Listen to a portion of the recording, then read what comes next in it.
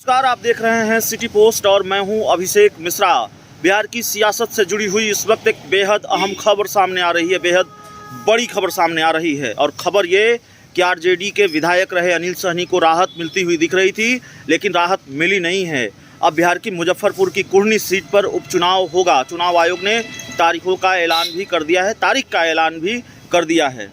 ऐसे वक्त में जब कल यानी 6 नवंबर को बिहार में मोकामा और गोपालगंज इन 2 सीटों पर उपचुनाव के नतीजे सामने आने वाले हैं, उससे पहले चुनाव आयोग ने तारीख का ऐलान किया है। ये साफ हो गया है कि कुढ़नी सीट पर उपचुनाव होने जा रहा है। इससे पहले सस्पेंस था, तस्वीर साफ नहीं थी कि कुढ़नी पर उपचुनाव होगा या नहीं होगा। आरजेडी के विधायक रहे अनिल सहनी की सदस्यता चली गई थी और उनको लेकर जो फैसला आया था, उनके फैसले को दिल्ली हाईकोर्ट ने सस्पेंड किया था। और इसके बाद उन्होंने अवध बिहारी चौधरी, जो बिहार विधानसभा के अध्यक्ष हैं, उनसे मुलाकात की थी।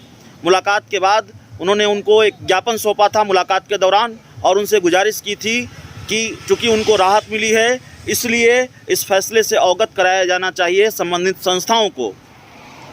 अनिल सहनी ने गंभीर आरोप लगाए थे सीबीआई पर भी। उन्होंने कहा था सीबीआई ने गलत तरीके से कार्रवाई की है।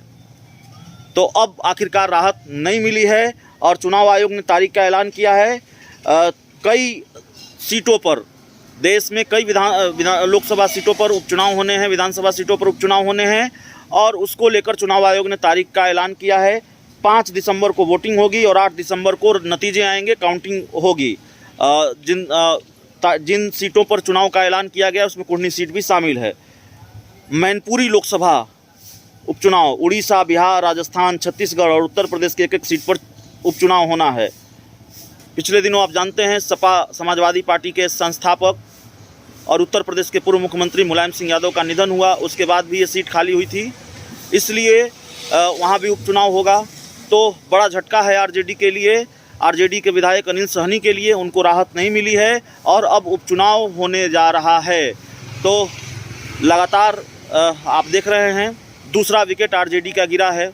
पहले अनंत सिंह आरजेडी के विधायक थे, उनकी सदस्यता चली गई, और उपचुनाव हुए मोकामा में, जिसका नतीजा कल आना है, उस पर भी सबकी निगाहें टिकी हुई है कि आखिरकार उपचुनाव में बाजी कौन मारेगा, मोकामा और गोपालगंज का उपचुनाव कौन जीतेगा। दोनों के अलग अलग दावे हैं। भारतीय जनता पार्टी और आरजेडी के बीच कांटे की लड़ाई रही है। दोनों ये दावा कर रहे हैं कि उपचुनाव के नतीजे उसके पक्ष में आएंगे, लेकिन कल साफ हो जाएगा कि कौन किस पर कितना भारी पड़ा है। लेकिन उपचुनाव के नतीजों से पहले बिहार की राजनीति में गहमागहमी और बढ़ गई है, जब ये साफ हो गया है कि कुढ़नी पर उपचुनाव होने जा रहा है, कुढ़नी सीट पर, और कुढ़नी सीट के लिए निर्वाचन आयोग ने तारीख का ऐलान भी कर दिया है।